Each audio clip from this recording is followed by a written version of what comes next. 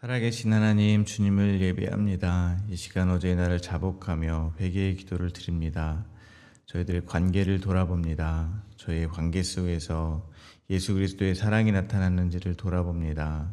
이웃을 내 몸과 같이 사랑하지 못하는 저희를 불쌍히 여겨 주시옵소서. 예수님께서 십자가에서 죽으심으로 화목하게 해주신 하나님과의 관계를 잊지 않게 하시고 예수님이 저희를 사랑하신 것 같이 이웃을 사랑하게 하여 주시옵소서. 이제 주님의 말씀을 전하고 듣습니다. 성령 하나님 간절히 구하오니 선포되어지는 말씀 속에서 살아계신 주님을 만날 수 있도록 인도하여 주시옵소서. 예수 그리스도의 이름으로 기도하오며 하늘에 계신 아버지, 오늘 제가 주님의 임재 안에서 살고 주님을 더욱더 기쁘시게 하기를 기도합니다. 주 예수님, 오늘 제가 저의 십자가를 지고 주님을 따르기를 기도합니다. 성령님, 오늘 성령님이 저를 충만하게 채워주시고 성령의 열매, 사랑과 희락과 화평과 오래 참음과 자비와 양성과 충성과 온유와 절제가 제 삶 속에서 익어갈 수 있도록 해 주시기를 기도합니다. 아멘. 말씀을 나누겠습니다. 오늘 저희들에게 주신 하나님의 말씀은 느헤미야 7장 5절에서 60절입니다. 저와 여러분이 한 절씩 교독하시겠습니다.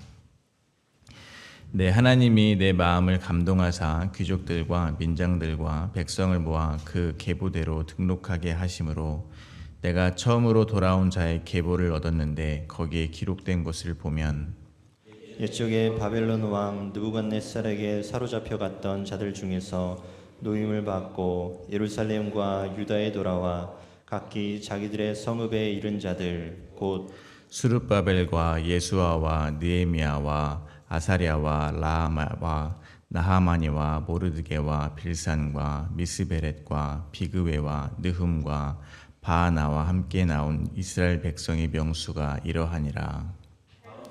자손이 2170명이요 스바데아 자손이 372명이요 아라 자손이 652명이요 바함모압 자손 곧 예수아와 요압 자손이 2818명이요 엘람 자손이 1254명이요 삿도 자손이 845명이요 삭게 자손이 760명이요 빈누이 자손이 648명이요 부베 자손이 628명이요 아스갓 자손이 2322명이요 아도니감 자손이 667명이요 비그웨 자손이 2067명이요 아딘 자손이 655명이요 아델 자손 곧 히스기야 자손이 98명이요 하숨 자손이 328명이요 베세 자손이 324명이요 하립 자손이 112명이요 기비온 사람이 95명이요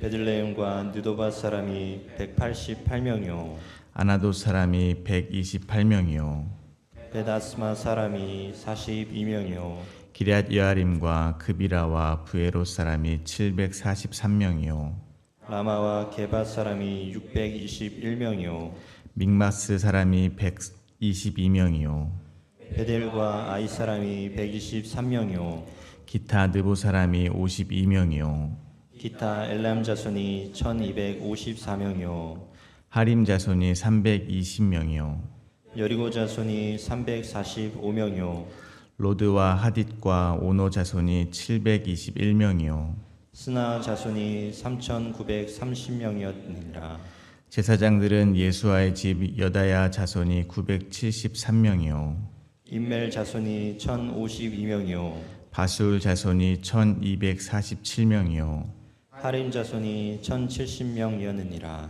레위 사람들은 호드야 자손 곧 예수아와 간미엘 자손이 74명이요 노래하는 자들은 아삽 자손이 148명이요 운지기들은 살룸 자손과 아델 자손과 달문 자손과 악굽 자손과 하디다 자손과 소베 자손이 모두 138명이었느니라 느디딤 사람들은 시아 자손과 하수바 자손과 답바옷 자손과 게로스 자손과 시아 자손과 바돈 자손과 르바나 자손과 하가바 자손과 살메 자손과 하난 자손과 깃델 자손과 가할 자손과 르아야 자손과 르신 자손과 느고다 자손과 갓삼 자손과 우사 자손과 바세아 자손과 베세 자손과 무님 자손과 느비스심 자손과 박북 자손과 하그바 자손과 할훌 자손과 바슬리 자손과 무이다 자손과 하르사 자손과 비르고스 자손과 시스라 자손과 데마 자손과 느시아 자손과 하디바 자손이었느니라. 솔로몬의 신하의 자손은 소대 자손과 소베렛 자손과 브리다 자손과 야알라 자손과 다르곤 자손과 깃델 자손과 스바디아 자손과 핫딜 자손과 보게렛 하스바임 자손과 아몬 자손이니 모든 느디님 자손과 솔로몬의 신하의 자손이 392명이었느니라. 아멘. 예루살렘 성벽은 52일 만에 완공되었습니다. 이로 인해서 대적들과 이방 족속들은 하나님께서 이 역사를 이루신 것을 알고 크게 두려워하였습니다. 느헤미야는 문지기와 노래하는 자와 레위 사람을 세우고 하나니와 하나냐로 하여금 예루살렘을 다스리게 하였습니다. 해가 높이 뜰 때까지 예루살렘 성문을 열지 말고 주민들을 경비로 세워 지정된 초소와 자기 집 맞은편을 지키게 하였습니다. 그러나 예루살렘 성읍 안에 여전히 주민은 적었으며 제대로 지은 집들도 아직 없었습니다. 오늘 본문은 하나님께서 느헤미야에게 마음의 감동을 주셔서 백성들을 계수하게 하셨음과 그 명단이 기록되어 있습니다. 오늘 본문은 크게 두 문맥으로 나누어서 묵상하겠습니다. 첫 번째 문맥은 5절부터 7절입니다. 하나님께서 느헤미야의 마음에 감동을 주셔서 백성을 모아 인구조사를 하게 하셨음과 바벨론 왕 느부갓네살에게 사로잡혀 갔다가 돌아온 사람들의 대표자의 이름들이 기록되어 있습니다. 두 번째 문맥입니다. 두 번째 문맥은 8절부터 60절입니다. 포로 1차 귀환 때 돌아온 자들의 명단이 집안별, 지역별, 그리고 제사장과 레위 사람들, 느디님 및 기타 귀환자들의 이름이 기록되어 있습니다. 첫 번째 문맥입니다. 5절입니다. 네, 하나님이 내 마음에 감동하사 귀족들과 민장들과 백성을 모아 그 계보대로 등록하게 하심으로 내가 처음으로 돌아온 자의 계보를 얻었는데 거기에 기록된 것을 보면 예루살렘 성벽은 52일 만에 완공되었습니다. 그런데 사실 아직 완공되지 않은 것입니다. 왜냐하면 예루살렘 성읍은 광대한데 아직 주민은 적고 제대로 지은 집도 많지 않았기 때문입니다. 결국 성벽은 그 안에 백성들을 위하여 있는 것입니다. 사람이 살지 않는 성읍은 반쪽짜리에 불과한 것입니다. 국가의 3요소는 국민, 영토, 주권입니다. 하나님께서 다스리시는 나라이므로 주권은 이미 정해져 있습니다. 하나님 나라의 주권자는 하나님입니다. 그리고 성벽이 완성되었으니 말하자면 영토도 정해진 것입니다. 이제 남은 것은 국민입니다. 하나님 나라의 백성들은 하나님의 영광을 위해서 존재합니다. 그래서 성벽이 완성된 지금 필요한 것은 예루살렘에 택함을 받은 백성들을 채우는 것입니다. 그래서 하나님께서는 느헤미야에게 마음의 감동을 주셨습니다. 그리고 귀족들과 민장들과 백성들을 모아 그 계보대로 등록을 하게 하신 것입니다. 쉽게 말해서 인구조사를 시킨 것입니다. 여기서 먼저 생각하게 되는 것은 하나님은 감동을 주시는 분이라는 것입니다. 하나님께서 느헤미야의 마음에 하나님의 뜻을 전달했다는 말이 될 것입니다. 그러므로 저희는 저에게 맡겨진 하나님의 일을 해나갈 때 사람의 생각이나 경험, 지식이 아니라 하나님께서 주시는 마음의 감동을 따라 해나가야 될 것입니다. 그런데 문제는 이것입니다. 하나님의 마음의 감동이 저희가 원할 때마다 언제나 오지는 않는다는 것입니다. 그런데 저에게는 하나님의 감동으로 주어진 것이 이미 주어져 있습니다. 바로 이 성경입니다. 디모데후서 3장 16절입니다. 모든 성경은 하나님의 감동으로 된 것으로 교훈과 책망과 바르게 함과 의로 교육하기에 유익하니. 그러므로 저희 신앙생활 곧 하나님의 뜻을 이루어가는 이 삶을 살 때 성경 말씀을 기준으로 살아가시면 하나님의 뜻에 따라 살아가게 될 것이라고 저는 믿습니다. 근데 저는 하나님께서 감동을 주셨다는 그 표현이 너무 좋은 것 같습니다. 하나님께서 마음을 감동을 주시니 아브라함은 자기 본토 친척 아비 집을 떠날 수 있었습니다. 하나님께서 마음에 감동을 주시니 제자들은 자기의 배를 버리고 예수님을 따라 나설 수 있었습니다. 하나님께서 마음에 감동을 주시니 사도 바울은 자기가 이뤄놨던 모든 것을 배설물로 여기고 예수님의 뜻을 따라 살게 되었습니다. 즉 하나님이 주시는 감동은 감동을 받는 사람을 움직이는 힘이 있다는 것입니다. 하나님이 주시는 감동에 비할 바는 아니겠지만 사람과 사람 사이에도 이 감동은 다른 사람을 움직이는 큰 동력이 되는 것 같습니다. 저희가 살아가는 이 세상은 결코 혼자 살아갈 수가 없습니다. 누군가와 함께 살아가야 한다는 것입니다. 이 말은 곧 내가 누군가를 내 뜻대로 움직여야 하는 일이 많다는 말이 될 것입니다. 부모님들은 항상 자녀들에게 부모님의 뜻을 전하고 부모님이 원하는 방향으로 자녀들이 움직이기를 바랍니다.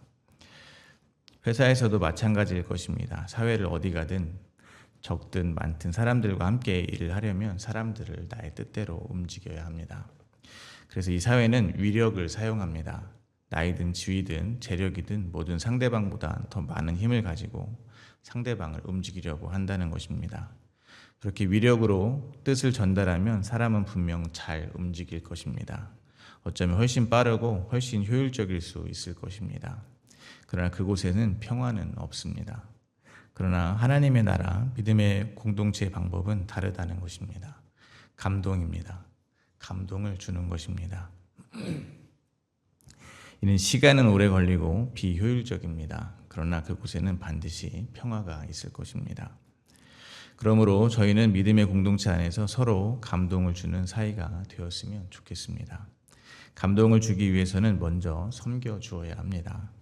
그러나 잊지 말아야 하는 것은 다른 사람의 어깨에 짐을 지우기 위해서 거짓 감동을 만드는 것은 아니라는 것입니다. 다른 사람의 어깨에 짐을 대신 져주는 진짜 섬김을 할 때 서로 감동한다는 것입니다. 그렇게 서로를 섬기며 감동을 줄 때 믿음의 공동체는 그야말로 사랑과 섬김의 공동체가 되어갈 것입니다. 공동체를 통해서 이 땅에서 하나님 나라를 반드시 경험하게 될 것입니다. 6절과 7절입니다. 옛적에 바벨론 왕 느부갓네살에게 사로잡혀 갔던 자들 중에서 노임을 받고 예루살렘과 유다에 돌아와 각기 자기들의 성읍에 이른 자들 곧 수룹바벨과 예수아와 느헤미야와 아사랴와 라하메와 나하마니와 모르드게와 빌산과 미스베렛과 비그웨와 느흠과 바하나와 함께 나온 이스라엘 백성의 명수가 이러하니라. 하나님께서 느헤미야의 마음에 감동을 주셔서 얻게 하신 것은 바로 수룹바벨과 함께 예루살렘으로 돌아온 1차 포로 귀환의 명단입니다. 먼저 포로 귀환의 대표자들의 명단이 기록되어 있습니다. 병행구절 에스라 2장 2절의 명단에는 없는 나아마니가 추가되어 있습니다. 그 이유는 알 수가 없습니다. 그런데 그 이름의 뜻을 자료에서 찾아보면 위로함이라는 뜻을 가지고 있습니다. 이를 통해서 하나님의 마음을 느껴봅니다. 대략 90년 전에 페르시아에서 예루살렘으로 돌아온 이들입니다.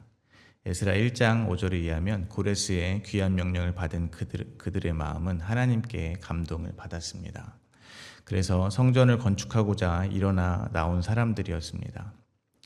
그리고 그것은 예레미야가 예언한 대로 바벨론 포로에서 70년이 지나면 예루살렘으로 돌아오게 하겠다고 하신 하나님의 약속이 이루어진 것입니다. 쉽게 말해 자발적으로 나온 것 같지만 결국 하나님께서 그들을 예루살렘으로 돌려보냈다는 것입니다. 그러면 보통 사람이라면 예루살렘으로 돌아가면 하나님의 보호 아래서 살게 될 것을 기대하게 될 것입니다. 그런데 대적의 노략질은 끊임이 없고 사마리아인들의 방해와 위협이 멈추질 않았을 것입니다. 그래서 그들은 위협을 피해서 예루살렘이 아니라 안전한 곳을 찾아서 거주했을 것입니다. 그러한 세월이 90년이 흐른 것입니다. 아마도 그들의 마음속에는 하나님께서 우리를 잊어버린 것은 아닌가라는 생각이 들었을 것만 같습니다. 그러나 하나님께서는 그들을 잊지 않고 계셨다는 것입니다. 느헤미야의 마음에 감동을 주어 그들의 명단을 다시 기록하고 계시다는 것입니다. 처음 명단에 없던 위로함이라는 뜻을 가진 나아마니를 추가하며 그동안 많이 힘들었지라고 하시는 것 같습니다. 나는 너희를 잊지 않았어 하시는 것만 같습니다. 그러므로 하나님께서 기억하심이 곧 저희에게 위로입니다. 어른들이 오랜만에 만나는 조카들을 볼 때가 있습니다. 어른들이 오랜만에 조카들을 만날 때 꼭 물어보는 말이 있습니다. 나 누군지 알아? 입니다. 그런데 그 조카들이 자기를 알아봐주면 그렇게 기뻐합니다. 어린아이의 기억도 그렇게 큰 위로가 된다는 것입니다. 하물며 하나님께서 저희를 기억하고 계시다는 것이 얼마나 큰 위로가 되는지 두말하면 잔소리일 것입니다. 이사야 49장 15절입니다. 여인이 어찌 그 젖 먹는 자식을 잊겠으며 자기 태어난 난 아들을 긍휼히 여기지 않겠느냐. 그들은 혹시 잊을지라도 나는 너를 잊지 아니할 것이라. 그러므로 저희는 하나님께서 저희를 잊지 않으실 것을 잊으시면 안 될 것입니다. 상황이 저희를 의심케 할 수 있습니다. 상황이 저희의 기대대로 흘러가지 않을 때 하나님께서 저희를 잊은 것 같은 마음이 들 수 있다는 것입니다. 그때마다 하나님께서 저희의 마음에 감동을 주셔서 하나님이 저희와 함께하고 계심을 느끼게 해주셨으면 좋겠지만 그렇지 않아서 힘들 수도 있다는 것입니다. 그러나 그때 하나님의 감동으로 쓰여진 이 성경책에 이렇게 여인은 그 젖 먹는 자식을 혹시 잃지라도 나는 너를 잊지 아니할 것이라고 쓰여 있다는 것을 잊지 마시기를 바랍니다. 그리고 말씀을 붙잡기를 바랍니다. 하나님이 주신 약속을 붙잡기를 바랍니다. 이미 주어진 하나님의 약속, 하나님의 말씀에 위로받게 되시기를 간절히 소망합니다. 두 번째 문맥입니다. 두 번째 문맥은 7절에 언급된 대표자들과 함께 돌아온 백성들의 인원수가 기록되어 있습니다. 8절부터 25절까지는 집안별로 구분된 사람들의 인원수입니다. 그리고 26절부터 38절까지는 지역별로 구분된 사람들의 인원수입니다. 그리고 39절부터 42절은 제사장 가문의 귀한 자들의 인원수를 소개하고 있습니다. 그리고 43절부터 45절은 레위인 사람들, 46절부터 56절은 전쟁 포로로 잡혀와 성전에서 노예로 섬겼던 느디님 사람들의 인원수가 기록되어 있고 57절부터 60절은 솔로몬의 신하의 자손들의 인원수가 기록이 되어 있습니다. 이러한 명단은 매우 구체적인 숫자를 제시하고 있습니다. 이를 통해서 저희는 먼저 이러한 성경의 일들이 역사적인 사실에 기반을 두고 있음을 깨닫게 될 것입니다. 성경은 역사책은 아닙니다. 그러나 역사적 사실을 기초로 쓰여져 있음을 잊지 마시기를 바랍니다. 그 말이 무슨 말이겠습니까? 창조도 사실이라는 것입니다. 홍해의 갈라짐도 사실이라는 것입니다. 마른 뼈가 살아난 것도 사실이라는 것입니다. 엘리야가 사르밧 가부의 아들을 살린 것도 사실입니다. 동정녀 마리아가 성령으로 예수님을 잉태하고 예수님을 낳은 것도 사실입니다. 예수님께서 십자가에서 죽으셨음과 사흘 만에 부활하셨음도 사실이라는 것입니다. 그리고 하나님 우편에 앉아 계시다가 산자와 죽은 자를 심판하기 위하여 다시 오실 것도 사실이라는 것입니다. 그러나 성경이 믿어지고 예수님을 믿어지는 것, 즉 예수님을 주라 시인할 수 있는 것은 성령이 아니고서는 일어날 수 없는 일입니다. 그러므로 지금 저희가 이러한 사실이 모두 믿어지는 것은 모두 성령님께서 저희 안에 내주하고 계시기 때문이라는 것을 잊으시면 안 됩니다. 그러므로 저희는 그 누구라도 성경 지식을 많이 안다고 해서 믿음이 좋다고 해서 자랑할 수 없습니다. 모든 것은 선물이기 때문입니다. 모두 은혜라는 것을 잊지 마시기 바랍니다. 그런데 진실을 말하고 있는 이 성경은 이 세상에 대하여는 헛되며 헛되니 모든 것이 헛되다고 합니다. 해 아래 수고하는 모든 수고가 사람에게 무엇이 유익한가 합니다. 그러므로 성령의 도우심으로 저희가 성경을 믿는 성도라면 잠시 있다가 사라진 것들을 쫓아서 살기보다는 저희는 모두 창조주를 기억하고 여호와를 경외하며 살아야 될 것입니다. 또한 이렇게 구체적인 한 명 단위까지 기록하고 있는 것을 통해서 하나님께서는 하나님의 택하신 백성을 한 명도 빠짐없이 모두 알고 계시다는 것을 또한 생각할 수가 있습니다. 그 말은 선한 목자 되신 하나님께서는 한 사람이라도 포기하지 않으신다는 뜻일 것입니다. 요한복음 10장 14절과 15절입니다. 나는 선한 목자라. 나는 내 양을 알고 양도 나를 아는 것이 아버지께서 나를 아시고 내가 아버지를 아는 것 같으니 나는 양을 위하여 목숨을 버리노라. 목자는 양을 알고 양도 목자를 안다는 것입니다. 명단을 보면 가문의 수가 2,000명이 넘는 사람도 있습니다. 그리고 가문의 수가 몇십 명인 경우인 사람들도 있습니다. 그리고 제사장의 가문도 있고 성전도에 솔로몬 왕의 종들도 있습니다. 그리고 심지어 아무런 이름도 없이 그저 숫자 안에 포함되어 있는 그런 많은 사람들이 있습니다. 그 사람들을 한 사람까지 선한 목자 되시는 주님께서 동일하게 알고 계시다는 것입니다. 그러므로 하나님께서 나는 잘 모르고 저 유명한 사람들, 저 봉사 많이 하는 사람들, 저 선교 많이 하는 사람들만 알 거라고 생각하시면 아버지 하나님을 잘못 알고 있는 것입니다. 하나님은 저 숫자에 포함된 이름 없는 그들을 위해서도 동일하게 독생자 예수 그리스도를 십자가에서 못 박아 죽이셨다는 사실을 잊으시면 안 될 것입니다. 저 숫자에 포함된 수많은 사람들이 모두 신실했을까요? 모두 착하고 성실했을까요?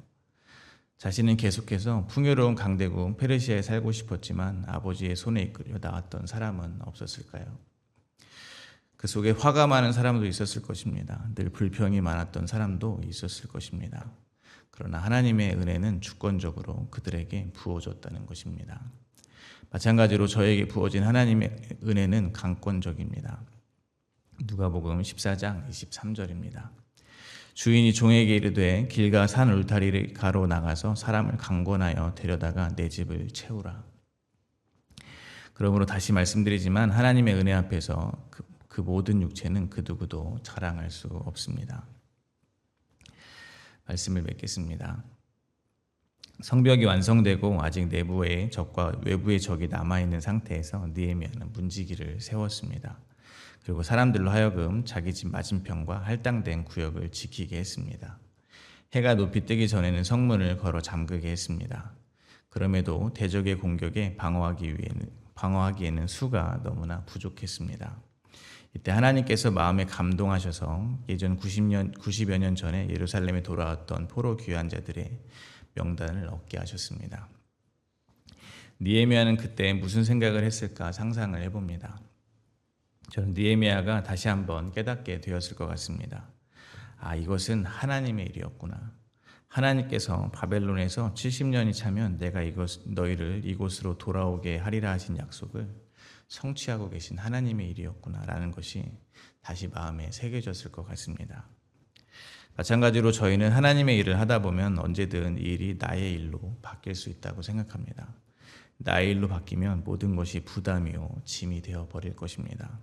그러나 하나님의 이름을 잊지 않는다면 저희는 하나님이 하시는 일이 이루어져 감을 보고 찬송하는 자리로 다시 내려가게 될 것이라는 것입니다. 오늘도 저에게 맡겨진 이 하루가 하나님의 역사가 이루어지는 현장이 되기를 간절히 소망합니다. 저희는 역사의 주인공이 아니라 저희 자리에서 그저 주님을 찬송하는 증인의 자리로 남기를 소망합니다.